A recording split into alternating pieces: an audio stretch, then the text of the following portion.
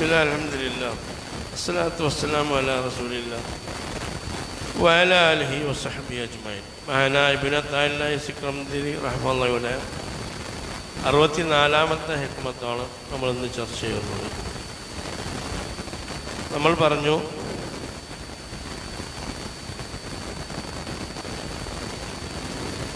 അള്ളാഹുവിൻ്റെ ഇഷ്ടദാസന്മാരുടെ അവസ്ഥകളെക്കുറിച്ചാണ് നമ്മൾ പറഞ്ഞത്. ഒരു പ്രയാസങ്ങൾ കൊണ്ട് എന്ത് ചെയ്യില്ല, പ്രയാസങ്ങൾ വന്നാൽ, ബുദ്ധിമുട്ടുകൾ വന്നാൽ, അല്ലെങ്കിൽ ദാരിദ്ര്യം വന്നാൽ, അതുകൊണ്ട് തന്നെ മാനസികമായ ഇടുക്കം ആർക്കുണ്ടാവില്ല? അള്ളാഹുവിൻ്റെ ഇഷ്ടദാസന്മാരായ അടിമകൾക്ക് ഉണ്ടാവില്ല.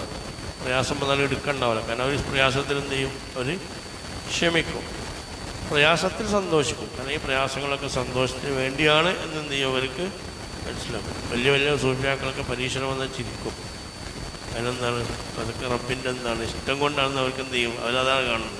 ആ പ്രയാസത്തിൽ അവരിങ്ങനെ ക്ഷമിക്കും, അതോട് ഉൾക്കൊള്ളും.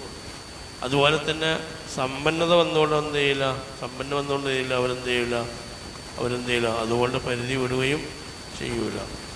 അവരുടെ ഹൃദയം, അവരുടെ ബന്ധം കൽബിയായിട്ടാണ്. അവരുടെ ഹൃദയം അള്ളാഹുമായിട്ടാണ് ബന്ധം. അതുകൊണ്ട് തന്നെ അള്ളാഹുത്താല അവരെ പ്രത്യേക അവസ്ഥയിലേക്ക് അവരെ മാറ്റിയതാണ്. അപ്പോൾ രണ്ടാം രീതിയിൽ അള്ളാഹുത്താല അവരെ എന്ത് ചെയ്യും? സ്വീകരിച്ചുകൊണ്ടേയിരിക്കും. അതിൽപ്പെട്ട ഒരു രീതിയായിരുന്നു നമ്മൾ പറഞ്ഞ ശുക്ർ എന്നുള്ള രീതി, അല്ലേ? ആ ശുക്രിന് എന്ത് ചെയ്യും?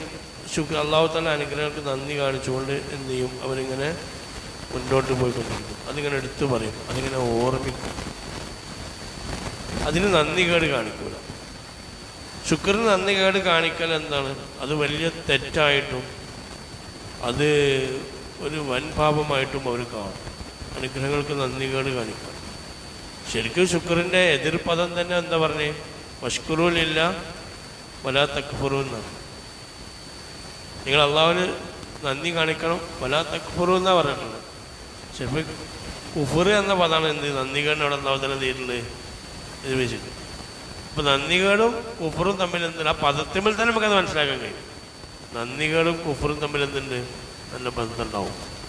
അപ്പോൾ ഹിദായത്ത് നഷ്ടപ്പെടാൻ ഒരു വലിയൊരു കാരണമാണ് അള്ളാഹു തന്ന അനുഗ്രഹങ്ങൾക്ക് എന്ത് കാണിക്കാതിരിക്കുക? നന്ദി കാണിക്കാതിരിക്കുക. അപ്പോൾ അള്ളാഹു താല അള്ളാഹുവിൻ്റെ അടിമക്ക് നന്ദി കാണിച്ചാൽ ആ നന്ദിക്ക് ആൾ കിട്ടുന്ന ഗുണം എന്താണ്? നന്ദി കാണിച്ചിട്ട് അയാൾക്ക് പറ്റുന്ന നഷ്ടം എന്താണ് എന്നതാണ് ഈ ഹിക്മത്തിൽ എന്ത് ചെയ്യുന്നത് ചർച്ച.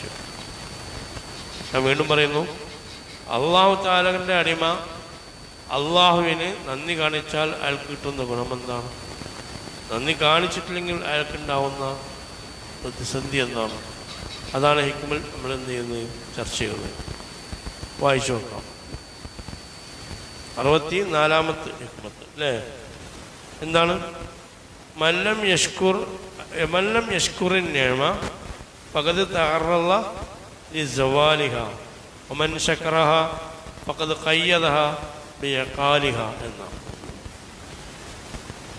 ഇതിൻ്റെ അർത്ഥം നമുക്കറിയാം. ശുക്ർ എന്ന് പറഞ്ഞാൽ എന്താണ്? നമുക്കറിയുന്ന അർത്ഥമാണ് അല്ലേ? നന്ദി എന്നാണ്. അപ്പോൾ മല്ലം യഷ്കുർ, ഒരാൾ നന്ദി കാണിച്ചിട്ടില്ല എങ്കിൽ നിയമത്ത് എന്നതിൻ്റെ ബഹുവചനാണ് ഏത്? നിയമത്ത് പറഞ്ഞാൽ എന്താണ്? നിയമം എന്താണ്? അനുഗ്രഹങ്ങൾ. അള്ളാഹുവിൻ്റെ അനുഗ്രഹങ്ങൾക്ക് ഒരാൾ നന്ദി കാണിച്ചിട്ടില്ല എങ്കിൽ ഫഖദ് തഅറള, തീർച്ചയായിട്ടും അവൻ വിധേയമായിട്ടുണ്ട് ലിസവാലിഹ, അത് നീങ്ങുന്നതിന്. അപ്പം അള്ളാഹുവിൻ്റെ അനുഗ്രഹങ്ങൾക്ക് ഒരാൾ നന്ദി കാണിച്ചിട്ടില്ല എങ്കിൽ എന്താണ്? തീർച്ചയായിട്ടും അവൻ എന്ത് ചെയ്തിട്ടുണ്ട്? ഒരു പൊസിഷനിൽ എത്തിയിട്ടുണ്ട്. എന്താണ്? ഒരു വിഷയത്തിനവന് വിധേയമായിട്ടുണ്ട്. എന്തിനാ വിധേയമാവുന്നത്? ആ അനുഗ്രഹങ്ങൾ നീങ്ങിപ്പോകാൻ. പലർക്കും അനുഗ്രഹങ്ങൾ നീങ്ങിയാലാണ് ഇത് എൻ്റെ അനുഗ്രഹമാണ് എന്ന് വരെ ബോധ്യപ്പെടുന്നത്. അതുവരെ ഇതിനൊരു ഈ അനുഗ്രഹത്തിനൊന്നും ഉണ്ടാവില്ല, വലിയ വിലയൊന്നും ഉണ്ടാവില്ല. അതിലെന്തെങ്കിലും ഒന്ന് പോയി നോക്കണം, അപ്പോഴാണ് മനസ്സിലാവും അള്ളാ പഠിച്ചോനെ എന്തൊരു നഷ്ടം എനിക്ക് സംഭവിച്ചതെന്ന് അല്ലേ? നമ്മളെപ്പോഴും പറയില്ലേ, കണ്ണുണ്ടെങ്കിൽ കണ്ണില്ലാതാവുമ്പോൾ കണ്ണിൻ്റെ വില എന്ന് പറയും.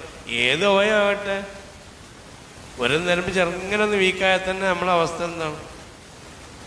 അപ്പോൾ അനുഗ്രഹങ്ങൾ നീങ്ങിയാലാണ് പലർക്കും എന്ത് ചെയ്യുന്നത്?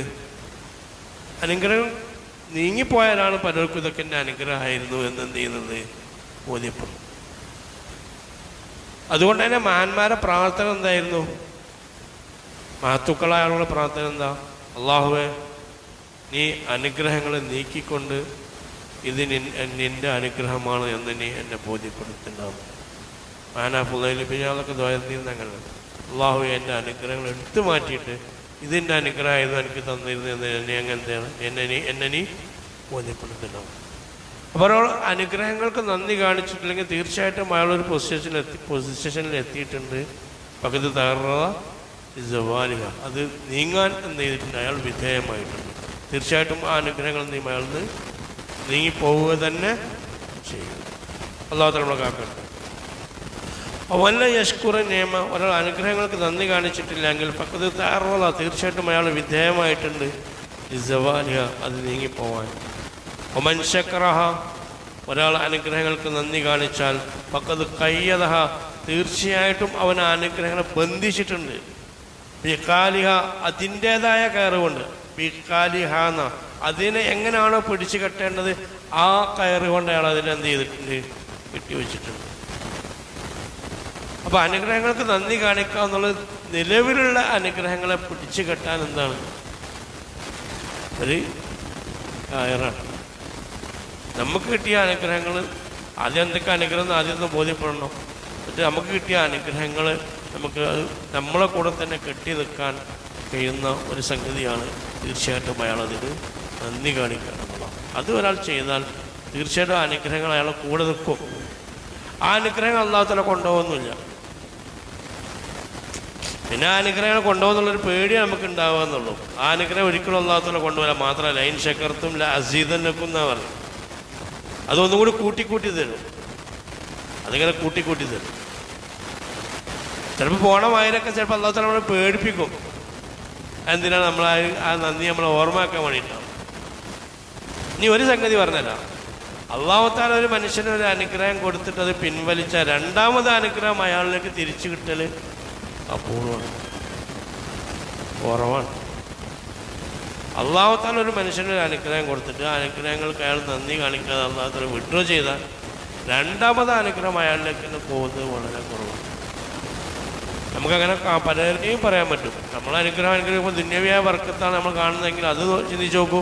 ചില ആളുകൾ ഭയങ്കര ഉഷാറായിട്ടുണ്ടാവും, പിന്നെ അവർ പോയി രണ്ടാമതാ പൊസിഷനിലേക്ക് അവർക്ക് എത്താൻ എന്തായിട്ടില്ല, അതേ പ്രവണതയിലേക്ക് എത്താൻ പ്രയാസമായിരിക്കും. ഇത് ഭൗതിക നിയമത്തിന് വരെ പറയണം, ആരോഗ്യമായാലും മറ്റതൊക്കെയാണ്. നമ്മളെ നന്ദികേടിൻ്റെ ഭാഗമായിട്ടാണ്, പരീക്ഷണത്തിൻ്റെ ഭാഗമായിട്ട് അല്ലാഹു ചിലപ്പോൾ ചിലത് തിരിച്ചെടുക്കും. അപ്പോൾ നമ്മൾ ശ്രമിച്ചാൽ അത് വീണ്ടും അല്ലാഹു തആല എന്ത് ചെയ്യും, നമുക്ക് തിരിച്ചു തരും. എന്നാൽ നന്ദികേടിൻ്റെ ഭാഗമായിട്ട് അല്ലാഹു തആല വല്ല അനുഗ്രഹവും പുറത്ത് തിരിച്ചു കൊണ്ടുപോയാൽ രണ്ടാമതായി തിരിച്ചു തരുന്നതാണ് പ്രയാസം. അപ്പോൾ ഒരാൾ അനുഗ്രഹങ്ങൾക്ക് നന്ദി കാണിച്ചാൽ തീർച്ചയായിട്ടും ആ അനുഗ്രഹങ്ങൾ അയാൾ എന്ത് ചെയ്തിട്ടുണ്ട്, ശക്തമായ കയറുകൊണ്ട് എന്ത് ചെയ്തിട്ടുണ്ട്, അതിനെ ബന്ധിച്ചു എന്നാണ് മഹാന്മാർ പറഞ്ഞ്. വൈന ശുക്ര കൈദുൽ മൗജൂദി എന്നാണ്. ഉള്ളതിനെ പിടിച്ചു കെട്ടുന്ന സാധനമാണ് ഏത് ശുക്ർ എന്ന് പറഞ്ഞാൽ. അതിൻ്റെ പുറമെ ഒരു സംഗതി കൊണ്ട് വസൈദുൽ മഫ്കൂദി നഷ്ടപ്പെട്ടതിനെ തിരിച്ചെടുക്കുന്ന സാധനമാണത്. കിട്ടാത്തതിനെ ഇങ്ങോട്ട് കൊണ്ടുവരാനുള്ള സാധനമാണ്, ഉള്ളതിനെ പിടിച്ചു കെട്ടുന്ന സാധനം. കയ്യിലുള്ളതിനവിടെ കെട്ടിയിടും ചെയ്യും, അപ്പുറത്തപ്പുറത്ത് കിട്ടാനുള്ളതിന് എന്ത് ചെയ്യും, സൈദാണ് ശരിക്കും വേട്ടയാടാന്നാണ്. വന്യമൃഗങ്ങളെ വേട്ടയാടുക അല്ലെങ്കിൽ കാട്ടിൽ മത്സ്യങ്ങളെ വേട്ടയാടുന്ന പോലെ തന്നെ വേട്ടയാട്ടി പിടിക്കുന്നത് പോലെ എന്തൊക്കെ അനുഗ്രഹം അവിടെ പിടിക്കൊണ്ടോ അതുകൊണ്ട് പിടിച്ച് നമ്മളിലേക്ക് കൊണ്ടുവരുന്ന സംഗതി കൂടിയാണ് ഏത് ശുക്ർ എന്ന് പറയുന്നത്. അതുകൊണ്ട് തന്നെ ഒരു മനുഷ്യനെ അല്ലാഹു തആല പരിശുദ്ധ ഖുർആനിൽ പറയുന്നത് ഇന്നല്ലാഹ ലാ യുഗയ്യിറു ബിഖൗമിൻ ഇന്നല്ലാഹ ലാ യുഗയ്യിറു മാ ബിഖൗമിൻ ഹത്താ യുഗയ്യിറു മാ ബിഅൻഫുസിഹിം. സൂറത്ത് റാഅദിലെ 11-ാമത്തെ ആയത്തിൽ കാണാം, അല്ലാഹു തആല ഒരു സമൂഹത്തെയും മാറ്റുകയില്ല അവർ മാറാതെ എന്നാണ്. അല്ലാഹു തആല ഒരു മനുഷ്യൻ ഒരു സമൂഹത്തിൻ്റെ അവസ്ഥയെ അല്ലാഹു തആല മാറ്റൂല. നല്ല അവസ്ഥയാണെങ്കിൽ നല്ല അവസ്ഥ മാറ്റൂല. എപ്പോൾ അവർ മാറാതെ, അവർ മാറില്ല എങ്ങനെയാണ്, അവർ മോശാവസ്ഥയ്ക്ക് മാറുമ്പോൾ എന്ത് ചെയ്യും, അല്ലാഹു തആല അവരുടെ അവസ്ഥയെ മോശമാക്കി മാറ്റും.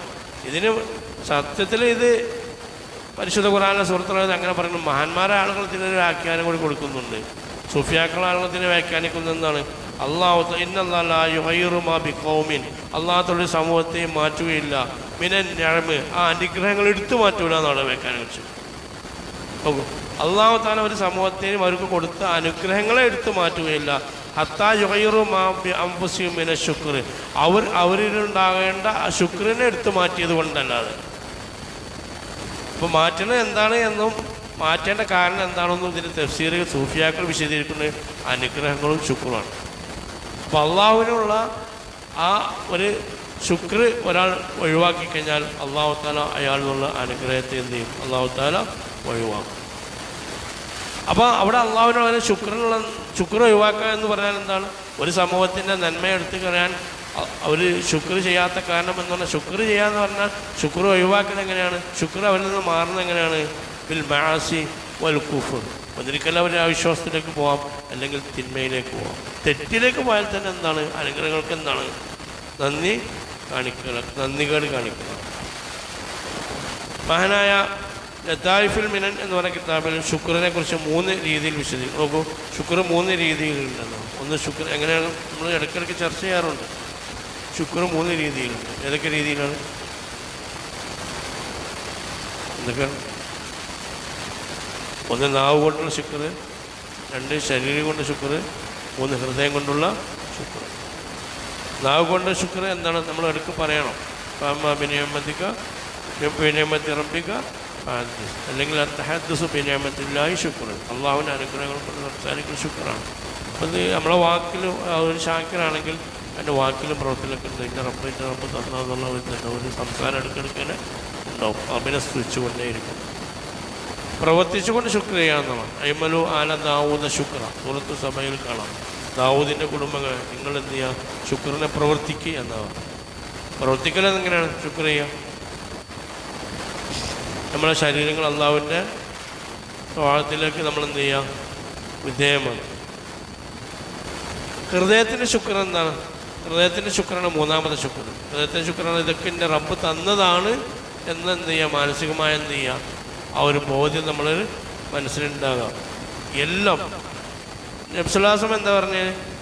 ഒരാൾ രാവിലെ എണീറ്റ് നോക്കും, ഒരാൾ രാവിലെ എണീറ്റ് അള്ളാഹുവെ എനിക്ക് കിട്ടിയ അനുഗ്രഹവും ലോകത്തുള്ള മുഴുവൻ ആളുകൾക്ക് കിട്ടിയ അനുഗ്രഹവും നിന്നിൽ നിന്ന് മാത്രമാണ്, അതിൽ യാതൊരു പങ്കുകാരനില്ല എന്ന് ഒരാൾ മനസ്സിൽ ഉറപ്പിച്ച് നാവുകൊണ്ട് പറഞ്ഞാൽ അന്നത്തെ എല്ലാ ശുക്രും അയാൾ വീട്ടി എന്നാണ് നബിസ്വലാസം പറഞ്ഞു. അതാണ് ആ ബോധ്യം. അല്ലാഹുമ്മ മാമിൻ നിഅമത്തിൻ അഹദ് മിൻ ഖൽഖിക ഫമിൻക വഹദക ലാ ശരീക ലക. അങ്ങനെ ഹദീസിൽ കാണാം. അള്ളാഹു എനിക്ക് കിട്ടിയ അനുഗ്രഹമാകട്ടെ, എൻ്റെ മറ്റുള്ള ആളുകൾക്ക് കിട്ടിയ അനുഗ്രഹമാകട്ടെ, എനിക്ക് കിട്ടിയതും അവന് കിട്ടിയതും എല്ലാം നിന്നിൽ നിന്ന് മാത്രമാണ്, നീ ഏകനാണ്, അതിൽ യാതൊരു പങ്കുകാരുമില്ല എന്നൊരു ബോധ്യം അടിമക്കുണ്ടായാൽ ആ ദിവസത്തെ ശുക്രെ അന്ന് കിട്ടി. ഈ ഒരു ഓർമ്മ ഇടയ്ക്ക് എപ്പോഴെങ്കിലും മനസ്സിലായി കഴിഞ്ഞാൽ നമ്മളെന്തായി? അന്ന് വൈകുന്നേരം വരെ എന്നാണ് നന്ദി കാണിച്ചു എന്നാണ് ഹദീസിലുള്ളത്. എനിക്കും ലോകത്തുള്ള എല്ലാവർക്കും കിട്ടിയ എന്ത് അനുഗ്രഹമായിട്ട് അത് നിന്നിൽ നിന്ന് മാത്രം. ഒരാൾ വൈകുന്നേരം പറഞ്ഞാൽ നേരം വെളുക്കമുള്ള ശുക്ർ അതിൽ കഴിഞ്ഞു എന്നാണ്.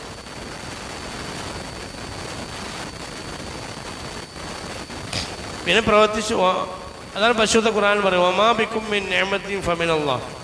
സൂറത്തു നഹ്ലിലെ 53ാമത്തെ ആയത്തിൽ നിങ്ങൾക്ക് കിട്ടിയ എന്ത് അനുഗ്രഹം ഉണ്ടോ അത് അള്ളാഹുവിൽ നിന്നാണ്. അതിൻ്റെ ബോധം ഉണ്ടാകാമെന്നോ, അത് മനസ്സിലെപ്പോഴും ആ ഓർമ്മ ഉണ്ടാകും.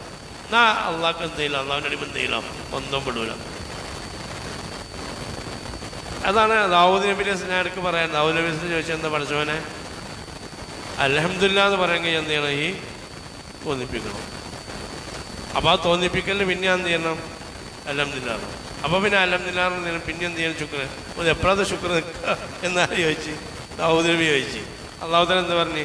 അല്ല ആന ശക്കർത്ത് യാദാവൂ, ഇപ്പം നിങ്ങൾ നന്ദി കാണിച്ചിരിക്കണം. കാരണം എന്താണ്? ഇതൊക്കെ എന്നിൽ നിന്നാണെന്ന് ആർക്ക് മനസ്സിലായിട്ട്? നിങ്ങൾക്ക് മനസ്സിലായിട്ടാണ്. ആദം നബി അസ്ലാമക്ക് അള്ളാഹു തആല കുറേ അനുഗ്രഹം കൊടുത്തു. മനുഷ്യ പിതാവാക്കി അള്ളാഹു തആല സ്വർഗത്തിൽ കയറ്റി, മലക്കുകളെ കൊണ്ട് സുജൂദ് ചെയ്യിപ്പിച്ചു, ഭാഷകൾ പഠിപ്പിച്ചു കൊടുത്തു. ഇതെല്ലാം കൂടി എങ്ങനെ ആദം നബി നന്ദി കാണിക്കുക എന്ന് ഒരു പ്രവാചകൻ ആരോട് ചോദിച്ചു? അള്ളാഹു തആല ചോദിച്ചു. അപ്പോൾ പറഞ്ഞെന്താ? ആ അലിമ ആദമിനെ അറിയാം, ആദമിനൊരു ബോധമുണ്ട് എന്ത് അതൊക്കെ ഞാൻ കൊടുത്തതാണെന്നുള്ളത്. അതാണ് അതിനുള്ള ഏത് നന്ദി എന്നാണ് ആ പ്രവാചകൻ അള്ളാഹു തആല മറുപടി കൊടുത്തത്. അപ്പോൾ ഹൃദയത്തിൻ്റെ നന്ദി അതാണ്. പിന്നെ അപ്പോൾ 3 രീതിയിൽ ശുക്റുകൾ നമ്മൾ വിശദീകരിച്ചു. ഈ ശുക്ർ ചെയ്യുന്നവർ മനുഷ്യന്മാർ ശുക്റുകൾ 3 രീതിയിലുണ്ട്. ശുക്ർ ചെയ്യുന്നവർ 3 രീതിയിലുണ്ട്. ഒന്ന് സാധാരണക്കാരുടെ ശുക്ർ, ഒന്നും കൂടി സാധാരണക്കാരെ കുറച്ചുകൂടി മുകളിൽ നിൽക്കുന്ന ആളുകളുടെ ശുക്ർ, മറ്റൊന്ന് അള്ളാഹുവിൽ മാത്രം ലയിച്ച ആളുകളുടെ ശുക്ർ. ഈ സാധാരണക്കാർ ശുക്ർ എന്ന് പറഞ്ഞാൽ എന്താണ്? സാധാരണക്കാരുടെ ശുക്ർ എന്ന് പറഞ്ഞാൽ എന്താണ്? സാധാരണക്കാർ ശുക്ർ എന്ന് പറഞ്ഞാൽ അവർ അനുഗ്രഹങ്ങൾക്ക് മാത്രമേ അവർ എന്ത് ചെയ്യുള്ളൂ? ശുക്ർ കാണിക്കും. അൽഹംദുലില്ലാഹ് അൽഹംദുലില്ലാഹ് എന്ന് പറയും. പ്രയാസം വന്നപ്പോൾ എന്തുണ്ടാവില്ല, അവർക്ക് ആരും ഓർമ്മ ഉണ്ടാവില്ല, പഠിച്ചവന് ഓർമ്മ ഉണ്ടാവില്ല. അപ്പോൾ അവരിങ്ങനെ പ്രയാസപ്പെട്ട് അസ്വസ്ഥത നടക്കും. കുറച്ചും കൂടി അള്ളാഹുവിലൊക്കെ മുന്നേറിയവരാണെങ്കിൽ അനുഗ്രഹങ്ങളിലും അള്ളാഹുവിനെ ഓർക്കും, പ്രയാസങ്ങളിലും ആരോർക്കും, റബ്ബിനെ സ്തുതിക്കും. സന്തോഷം വന്നാൽ അൽഹംദുലില്ലാഹ്. മുഅ്മിൻ്റെ കാര്യം ഭയങ്കര അത്ഭുതമാണ് റസൂലുള്ളാഹി പറഞ്ഞത്. സന്തോഷം വന്നാലും അൽഹംദുലില്ലാഹ്, വിഷമം വന്നാലും എന്താണ്? അൽഹംദുലില്ലാഹ്. ഇതാണ് കുറച്ചും കൂടി അള്ളാഹിനെ ബോധമുള്ള ആളുകളുടെ ശുക്ർ. നാളെ പരലോകത്ത് നബി സല്ലല്ലാഹു അലൈഹി വസല്ലം എന്ന് പറഞ്ഞാൽ മഹ്ശറിൽ നിന്ന് പ്രത്യേകമായി പിന്നെ ഒരു വിഭാഗം ആളുകളെ പ്രത്യേകം എഴുന്നേൽപ്പിക്കുന്ന, മഹ്ശർ നിർത്തിയിട്ട് പ്രത്യേകം മുന്നോട്ട് വരാൻ പറയുന്ന ആളുകളാണ് അല്ലദീന യഹ്മദൂനല്ലാഹ ഫിസ്സറായി വദ്ദറായി. അള്ളാഹ്ക്ക് വിഷമമുണ്ടായപ്പോഴും ബുദ്ധിമുട്ടുമ്പോൾ അള്ളാഹ്ക്ക് നന്ദി കാണിച്ച ആളുകളുണ്ട്.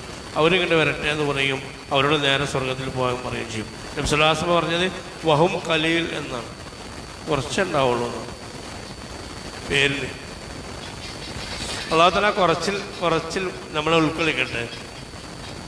കാരണം പ്രയാസം ഉണ്ടാകുമ്പോൾ അള്ളാഹുവിനോട് നന്ദി കാണിക്കാൻ പഠിച്ചവനെ അൽഹംദുലില്ലാഹ് എന്ന് പറയണേ കുറച്ച് പണി. ബുദ്ധിമുട്ടുണ്ടാകുമ്പോൾ അള്ളാഹിനോട് നമ്മൾ എന്താ പറയുക? അൽഹംദുലില്ലാഹ് പഠിച്ചവനെ അൽഹംദുലില്ലാഹ് എനിക്ക് ഇങ്ങനെ തന്നല്ലോ, അൽഹംദുലില്ലാഹ് അതിന് അർഹമായ പ്രതിഫലം കിട്ടുമല്ലോ, ഈ ക്ഷമയെ വെറുതെ ആക്കല്ലേ എന്നിങ്ങനെ പറയാം. അതൊന്നും ഓർമ്മ ഉണ്ടാവില്ല കുറേ ആളുകൾക്ക്. പഠിച്ചവനത്തിൻ്റെ ഓർമ്മ ഉണ്ടാവില്ല. പക്ഷെ എല്ലാം കഴിഞ്ഞിട്ട് പറയാം അള്ളാഹു തആല നന്നായി ക്ഷമിക്കുക എന്ന് പറയും. അപ്പോൾ പ്രയാസം ഉണ്ടാകുമ്പോൾ അള്ളാഹുവിനെ ഓർക്കുക എന്നുള്ളത് ഭയങ്കര വിജയമാണ്. ഒരു ബുദ്ധിമുട്ട് വന്നാൽ നമ്മൾ എന്ത് ചെയ്യണം? അള്ളാഹിനെ ബുദ്ധിമുട്ടാൻ നമ്മൾ ആദ്യം എന്താ ചെയ്യേണ്ടത്? അള്ളാഹിനെ സ്തുതിക്കുക വേണ്ടത്, അൽഹംദുലില്ലാഹ് എന്ന് പറയുന്നത്. എന്നിട്ട് എന്ത് ചെയ്യണം? ഇന്നാ ലില്ലാഹി വ ഇന്നാ ഇലൈഹി റാജിഊൻ എന്നാണ്. ഏത് മുസീബത്ത് വന്നാലും നമ്മൾ എന്താ പറയുക? സ്തുതിച്ചുകൊണ്ട്. അങ്ങനെയാണ് നബി സല്ലല്ലാഹു അലൈഹി വസല്ലം പറഞ്ഞ എന്താ പറയുക ഹദീസിൽ? ഒരു അടിമയുടെ മകൻ മരണപ്പെട്ടു.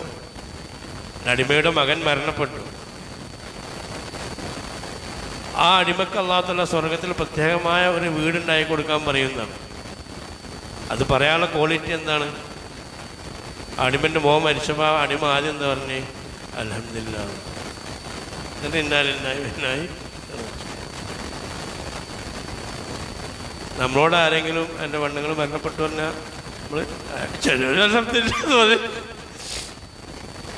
ചിലർ അൽഹംദുലില്ലാഹ് പറയും. പക്ഷെ നമുക്ക് അൽഹംദുലില്ലാഹ് പറയാൻ കഴിയുമോ? നമ്മളുടെ ഉൾക്കൊള്ളുന്നില്ല. എപ്പോഴും എന്ത് ചെയ്യുന്നു? എന്തെങ്കിലും മരിച്ച വിവരം ചോദിച്ചാൽ എന്താ പറയുക? തന്നെ അള്ളാഹ് എപ്പോഴും എവിടെ നിന്ന് ഇന്നാ ലില്ലാഹി പറയാനില്ല. മനുഷ്യന്മാർക്ക് ഇതില്ല, ഓർമ്മയില്ല. ഞാനൊരു മരണവാർത്തൻ്റെ കുടുംബത്തിൽ വിളിച്ചപ്പോൾ അള്ളാഹ് എപ്പോഴും ഇടാന്നൊക്കെ വേറെ ചോദിച്ച് അവരെ ആദ്യം ഇന്നാ ലില്ലാഹി വ ഇന്നാ ഇലൈഹി പറയരുത് എന്നിട്ട് വിശദീകരിച്ചു. ഇത് ഉൾക്കൊള്ളുന്ന ആളൊരു മനസ്സ് പോലെ നമുക്കില്ല. അള്ളാഹിനെ കുറിച്ച് ബോധമില്ലാത്തതും തിരിച്ചറിയാത്തതുകൊണ്ടാണത്. അപ്പോൾ ഒരു മുസീബത്ത് വന്നാൽ അൽഹംദുലില്ലാഹ് എന്ന് പറയുകയും പിന്നെ ഇന്നാ ലില്ലാഹി വ ഇന്നാ ഇലൈഹി റാജിഊൻ പറയാം. അങ്ങനെ പറയുന്നൊരു സ്വഭാവം. വിഷമം വന്നാലും അൽഹംദുലില്ലാഹ്, വിഷമം അങ്ങനെ നീറിപ്പോയി അടങ്ങാറാക്കണം, ക്ഷമിക്കുകയും ചെയ്യുക, അൽഹംദുലില്ലാഹ് എന്ന് പറയാം. അൽഹംദുലില്ലാഹി അലാ. വിഷമം പറയുമ്പോൾ ഉണ്ടാകുമ്പോഴുള്ള ദിക്ർ എന്താണ്? വിഷമം ഉണ്ടാകുമ്പോൾ റസൂലുള്ളാഹി സ്വല്ലല്ലാഹു അലൈഹി വസല്ലം പറയാൻ എന്താ? അൽഹംദുലില്ലാഹി അലാ കുല്ലി ആണ്. അല്ല അള്ളാഹു എന്താ ഇതിനെ കാട്ടിയെന്ന് പറഞ്ഞത് അല്ല. വിഷമം ഉണ്ടെങ്കിൽ അള്ളാഹിൻ്റെ അടിമക്ക് പറയൽ ആവർത്തിക്കൽ സുന്നത്തുള്ള ദിക്ർ എന്താ? അൽഹംദുലില്ലാഹി അലാ കുല്ലി. അവിടെയും പറയണെന്താ? റബ്ബിനെ സ്തുതിക്കാനാണ് പറയണത്. അപ്പോൾ സന്തോഷം ഉണ്ടാകുമ്പോൾ സ്തുതിക്കുക, വിഷമം ഉണ്ടാകുമ്പോൾ സ്തുതിക്കുക. എന്താണ്? കുറച്ചും കൂടി അള്ളാഹുവിലേക്ക് അടുത്ത അടിമകളെ പണി. ഇനി 3ാമത്തെ അടിമകളുണ്ട്, അതാകാൻ പറ്റുമെങ്കിൽ നോക്കി. മൂന്നാമത്തെ അടിമൻ്റെ അവസ്ഥ എന്താ വെച്ചാൽ കല്യാണം കൊണ്ട് നിക്കാഹ് മറന്നു പറഞ്ഞിട്ടുണ്ട്. കല്യാണം ഗംഭീര ഏത് കടന്നു? നിക്കാഹ് മറന്നു എന്ന് പറഞ്ഞു.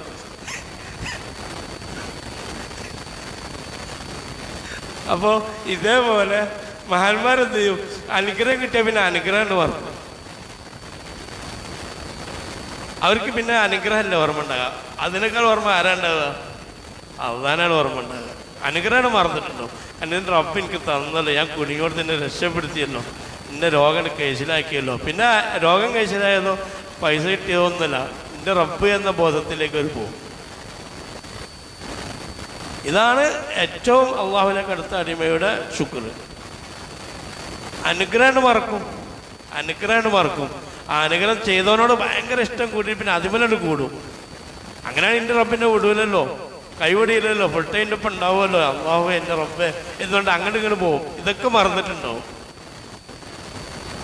അപ്പം അങ്ങനെ നിൽക്കുന്നൊരു അടിമയുണ്ട്. അതാണ് അള്ളാഹുവിൻ്റെ അടിമകളിൽ ഏറ്റവും പരിപൂർണ്ണ, ശുക്ർ കാണിക്കുന്നതിൽ ഏറ്റവും പരിപൂർണ്ണ എന്ന് മനസ്സിലാക്കുക. അള്ളാഹു തആല മനുഷ്യന് ഇനി നമുക്ക് നോക്കാം എന്തൊക്കെ അനുഗ്രഹങ്ങളാണ് നമുക്ക് കിട്ടുക. നമുക്ക് ദുന്യവേ അനുഗ്രഹം കിട്ടും. ദുന്യവേ അനുഗ്രഹം കിട്ടുന്നത് എന്താണ്? ദുന്യവിയായി കിട്ടുന്ന അനുഗ്രഹത്തിന് ഉദാഹരണം എന്താണ്? ആരോഗ്യം അല്ലേ? നമുക്ക് കിട്ടുന്ന ദുന്യവി അനുഗ്രഹമാണ്. ജീവിത സുഖം, അത് ഹലാലായ മുതലല്ല കേട്ടോ, മുതലെല്ലാം കൂടി ദുന്യവേ അനുഗ്രഹം കണ്ട മാലുൽ ഹലാൽ അവിടെ കണ്ടീഷൻ. അൽമാലുൽ ഹലാൽ, ഹലാലായ മുതലാണ് ദുന്യവി അനുഗ്രഹം. അത് കുറേ ബാങ്കിൽ പൈസ അങ്ങനെ ഇങ്ങനെ കിട്ടിയിട്ടൊന്നുമില്ല, അത് ദുന്യവി അനുഗ്രഹമായിട്ട് കാണുന്നത്. ദീനിയ അനുഗ്രഹം എന്താണ്? ദീനിയ അനുഗ്രഹം കിട്ടുന്നുണ്ട്. എന്താണ്? ഇൽമ് കിട്ടുന്നുണ്ട്. ആ ഇൽമിനനുസരിച്ച് ഇബാദത്ത് ചെയ്യാൻ കഴിയുന്നുണ്ട്. അതൊക്കെ ദീനിയ അനുഗ്രഹങ്ങളാണ്. ഇതൊക്കെ നല്ല നന്ദി കാണിക്കേണ്ടതുണ്ട്. ഇതൊക്കെ എൻ്റെ റബ്ബിൻ്റെ കഴിവുകൊണ്ടാണ്, എനിക്ക് അള്ളാഹിൻ്റെ സഹായം കൊണ്ടാണ് ഇതൊക്കെ ചെയ്യുന്നതെന്ന് തോന്നണം. അവർ അള്ളാഹുവിനെ കുറിച്ച് സൂക്ഷ്മം കിട്ടുന്നുണ്ട്. കുറച്ചും കൂടി കഴിവായ അള്ളാഹുവിനുള്ള മൈരിഫത്ത് കിട്ടുന്നുണ്ട്. പിന്നെ പാരത്രികമായ അനുഗ്രഹമുണ്ട്. ഭൗതികം, ദുന്യാവ്, പാരത്രികമായ അനുഗ്രഹം നമുക്ക് അള്ളാഹു ചെയ്യുന്നുണ്ട്. പാരത്രികമായ അനുഗ്രഹം എന്താ? പാരത്രികമായ അനുഗ്രഹം എന്താ? പരലോകത്ത് കിട്ടുന്ന അനുഗ്രഹം എന്താ? പരലോകത്ത് അള്ളാഹു ചെയ്യുന്നത് എന്താ? ഇപ്പം ദുനിയാവിയ അനുഗ്രഹം നമ്മൾ പറഞ്ഞു, പിന്നെ ഭൗതികമായ അനുഗ്രഹം, പിന്നെ ദീനീയ അനുഗ്രഹം നമ്മൾ മനസ്സിലാക്കി. പരലോകത്ത് കിട്ടുന്ന അനുഗ്രഹം എന്താ? കുറഞ്ഞ പണിക്ക് കണ്ടമാനം കൂലി കിട്ടുന്നുണ്ട്. അതാണ് പരലോകത്തെ അനുഗ്രഹം. കുറഞ്ഞ പണിക്ക് അല്ലേ? ഒരു അമലിനെ കുറിച്ച് നബി സല്ലല്ലാഹു അലൈഹി വസല്ലം പറഞ്ഞപ്പോൾ അതിന് പ്രതിഫലം പറഞ്ഞാൽ എന്താ? സ്വർഗത്തിലൊരു കൊട്ടാരം ഉണ്ടാവുന്ന. കൊട്ടാരം എന്ന് പറഞ്ഞാൽ നമുക്ക് നമ്മുടെ ജീവിതത്തിൽ നമുക്കൊന്നും എന്ത് ചെയ്യാൻ പറ്റില്ല, സങ്കല്പിക്കാൻ പറ്റില്ല. അപ്പോൾ ഉമർ റളിയല്ലാഹു അൻഹു ചോദിച്ചു, പിന്നെ അങ്ങനെ അത് ഈ പണി എല്ലാവരും കുറേ അടുത്ത സ്വർഗത്തിൽ കുറേ കൊട്ടാരം ഉണ്ടാക്കണ്ടല്ലോ ഓരോരുത്തർക്ക്. കണ്ടമാനം കൊട്ടാരാവില്ല ഓരോരുത്തർക്ക്, കോട്ടകളെ. ഇതിങ്ങനെ ഇത് എളുപ്പമുള്ള പണിയാണ് ആ പറഞ്ഞത്. അപ്പോൾ കോട്ടകൾ കൂടുതലാണ്. അപ്പം അള്ളാഹു തആല അത് പ്രശ്നമില്ല ഉമറേ എന്നാര് പറഞ്ഞേ? അപ്പോൾ കുറഞ്ഞ പണിക്ക് കണ്ടമാനം കൂലി. നമ്മളെന്താ, നമ്മൾ പണിക്കനുസരിച്ച്, നമ്മൾ ആരെയും പണിയെടുക്കുന്നതനുസരിച്ച് കൂടുതൽ കൂലി കൊടുക്കും. 100 പേരെ ചോദിച്ചാൽ തന്നെ എന്താണ്, ഓ പനഞ്ഞ് വിളിക്കേണ്ടതാണ്, ഞാനെന്താണ് പന പൈസ കൂടുതലാണ്, എന്താ പറയുക. അല്ലാതെ 500 റുപ്യൻ്റെ കൂലി പണിക്കാരൻ ചില ഈ നല്ല പണിത്ത് എനിക്ക് ഒരു 16 റുപ്യൻ്റെ അത് പറയണ എന്നാൽ അങ്ങനെ ചെയ്താൽ നമ്മൾ എവിടെയും കൊണ്ടാക്കേണ്ടി വരും. ഈ പണി തരുന്നവരാണ് അള്ളാഹു. ഇതാരാ? അള്ളാഹ്ക്കല്ലാതെ ആർക്കാ തരാൻ കഴിയുക? അള്ളാഹ്ക്കല്ലാതെ ആർക്കാ തരാൻ കഴിയുക? അപ്പം അള്ളാഹു തആല നമുക്ക് എന്ത് ചെയ്യുന്നുണ്ട്? കുറഞ്ഞ പണിക്ക് കണ്ടമാനം കൂലി നൽകുന്നുണ്ട്. ഇത് പാരത്രികമായ അനുഗ്രഹമാണ്. അതിനിപ്പോൾ തന്നെ നന്ദി കാണിച്ചുകൊണ്ടേയിരിക്കണം. സ്വർഗത്തിലെത്തിയാൽ ലാസ്റ്റ് നമ്മൾ പറയുന്ന വാക്കെന്താ? അൽഹംദുലില്ലാഹ് അൽ ഹസൻ എന്ന. അതിനനുസരിച്ച് മനുഷ്യൻ തുടങ്ങിയത് മുതൽ മനുഷ്യൻ അവസാനിക്കുന്നവരെ പറയുന്ന വാക്ക് അൽഹംദുലില്ലാഹ്. ആദം നബി അലൈഹി സ്വലാം ആദ്യം പറഞ്ഞ വാക്കെന്താ? അൽഹംദുലില്ലാഹ് എന്നാ. റൂഹ് കൊണ്ട് വന്നപ്പോൾ മൂക്കിനെടുത്തപ്പോൾ തുമ്പി. അപ്പോൾ ഇത് പറഞ്ഞു അൽഹംദുലില്ലാഹ് പറഞ്ഞു. ആദം നബി അവസാനം സ്വർഗത്തിലെത്തിയാൽ പറഞ്ഞ വാക്കെന്താ? അൽഹംദുലില്ലാഹ് എന്ന് തന്നെയാണ്. ഇതല്ലാത്തൊരു ഉപാധി മനുഷ്യനില്ല എന്നാണ് പറയുന്നത്. ഇതല്ലാത്തൊരു ഓപ്ഷൻ മനുഷ്യനില്ല. എന്നാൽ അതുപോലെ ഇനി നമ്മൾ 3 അനുഗ്രഹങ്ങൾ പറഞ്ഞു. എന്നാൽ അനുഗ്രഹങ്ങളിൽ വെച്ച് ഏറ്റവും വലിയ അനുഗ്രഹം എന്താണ്? അല്ലാഹു തആല ഒരു അടിമയ്ക്ക് ചെയ്യുന്ന അനുഗ്രഹങ്ങൾ വെച്ച് ഏറ്റവും വലിയ അനുഗ്രഹം എന്താ? ഇസ്ലാം കിട്ടി എന്നുള്ളതാണ്, മുസ്ലിമായി എന്നുള്ളതാണ്, മുഅ്മിനായി എന്നുള്ളതാണ്. ഇത് മനസ്സിലാക്കി ഏറ്റവും വലിയ അനുഗ്രഹം അല്ലാഹു തആല നമുക്ക് ഹിദായത്ത് തന്നു എന്നുള്ളതാണ്. നമ്മളെ കുത്തകമൊന്നല്ല. ഇതിന് നമ്മളെ അല്ലാഹു തആല തിരഞ്ഞെടുത്തു എന്നുള്ളത് വലിയ സംഗതി. ചിലപ്പോൾ ഹിദായത്ത് ആർക്കും കൊടുക്കാം അള്ളാഹു താലക്ക്. പക്ഷേ ഹിദായത്തിൻ്റെ ആളാക്കി അള്ളാഹു താല നമ്മളെ മാറ്റി എന്നുള്ളത് ഏറ്റവും വലിയ അനുഗ്രഹമാണ്. വലാക്കിൻ അല്ലാഹ് ഹബ്ബബ ഇലൈക്കുമുൽ ഈമാൻ, അള്ളാഹു താല നിങ്ങൾക്ക് ഈമാനെ ഇഷ്ടപ്പെടുത്തി തന്ന് വസയ്യനഹു ഫീ ഖുലൂബിക്കും, അതിനെ നിങ്ങളെ ഹൃദയത്തിൽ അള്ളാഹു താല അലങ്കരിപ്പിച്ചു തന്നു. വക്കറഹ ഇലൈക്കുമുൽ കുഫ്റ, അള്ളാഹു താല കുഫ്റിനെ നിങ്ങൾക്ക് വെറുപ്പിച്ചു തന്നു. വൽ ഫുസൂഖ വൽ ഇസ്യാൻ, തെമ്മാടിത്തരത്തെയും തിന്മയും അള്ളാഹു താല ഇഷ്ടപ്പെടുത്തി ഇഷ്ടപ്പെടാത്തൊരു മാധ്യമമാക്കി മാറ്റി എന്നുള്ളതാണ് ഏറ്റവും വലിയ അനുഗ്രഹം.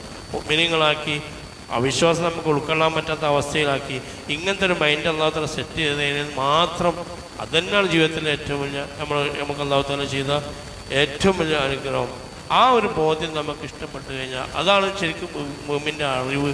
ആ അറിവ് നഷ്ടപ്പെട്ട് കഴിഞ്ഞാൽ പിന്നെ അയാൾക്കുണ്ടാകുന്ന ജഹലാണ്. ആ ജഹലു മനുഷ്യന് വന്നു കഴിഞ്ഞാൽ അയാളുടെ ഈമാൻ നഷ്ടപ്പെടാൻ എന്താണ് കാരണമാണ്.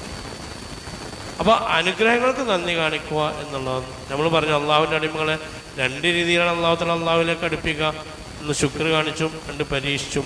അപ്പോൾ ശുക്ർ കാണിക്കുമ്പോൾ ശുക്രിൻ്റെ മക്കാമിലേക്കാണ് അള്ളാഹു തആല നമ്മൾ തിരഞ്ഞെടുത്തെങ്കിൽ നമ്മൾ ശുക്രിലൂടെ അള്ളാഹുവിലേക്ക് നന്ദി കാണിച്ചു കൊണ്ടിരിക്കണം.